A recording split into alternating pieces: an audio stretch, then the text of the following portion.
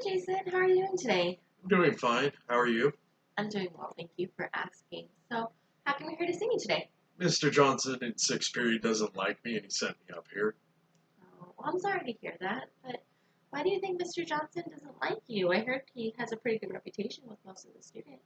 I don't know. Well, do you think you can explain why you think Mr. Johnson doesn't like you? He's just always on my case about talking, but he cuts everybody else slack when they're talking. It sounds like he doesn't like it when you talk in class. Yeah, but other people talking, he doesn't say anything to them. I bet that's frustrating. Does he get on your case when you're not talking? Not really. So, it sounds like your talking is the root of the problem. What makes you want to talk in Mr. Johnson's class? All my friends are in there and it's the last period of the day. I've got a lot to talk about. Well, I do know that talking with your friends is important, but I also know that hearing what Mr. Johnson is saying is important too. How are you doing in his class? Not great. Mm.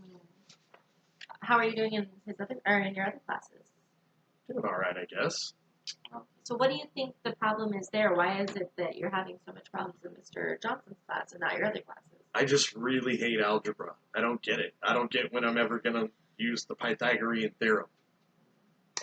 I completely understand. I wasn't a big math person either. Do you think that you talking in class is because you want to socialize or because you aren't getting it and you're having difficulties in class? Both, I guess. Have you ever talked to Mr. Johnson about this?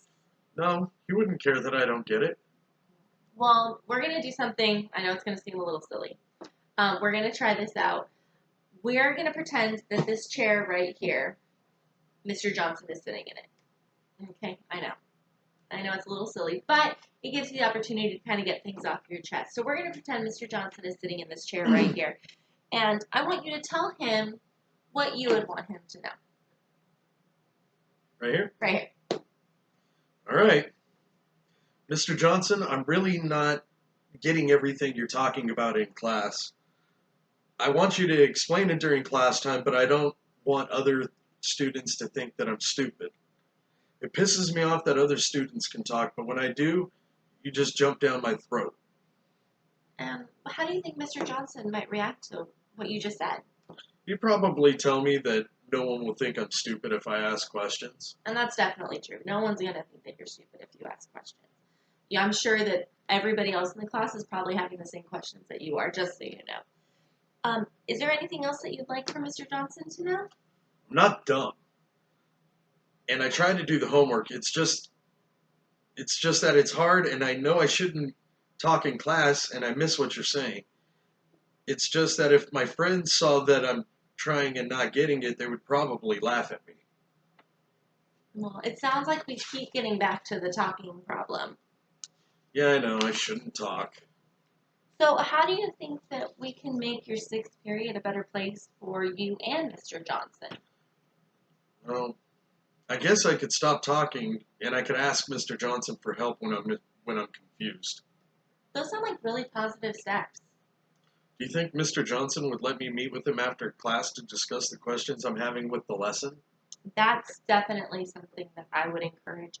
Would you like to ask him about that, or would you like for me to discuss that with him? You please?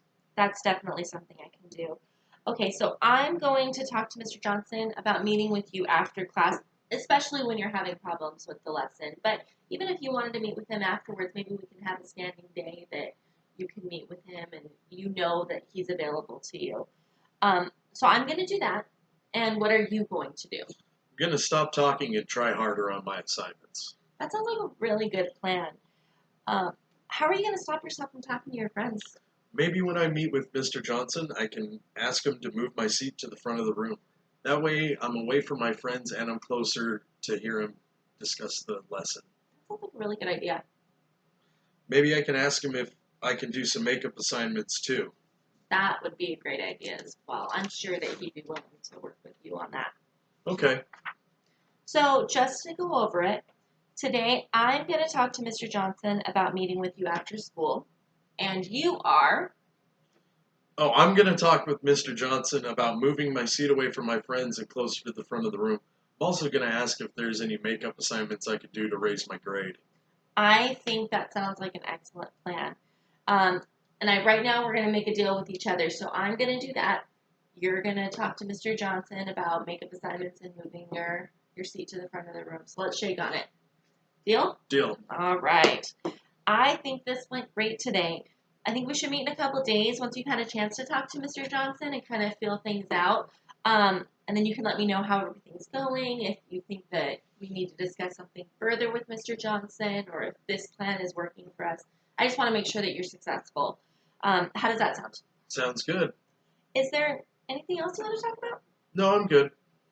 Okay, well, Jason, it was great talking to you and making up a plan. I'll make sure that I talk to Mr. Johnson today. You can talk to him about this tomorrow. So you have a great rest of your day. You too. Thank you.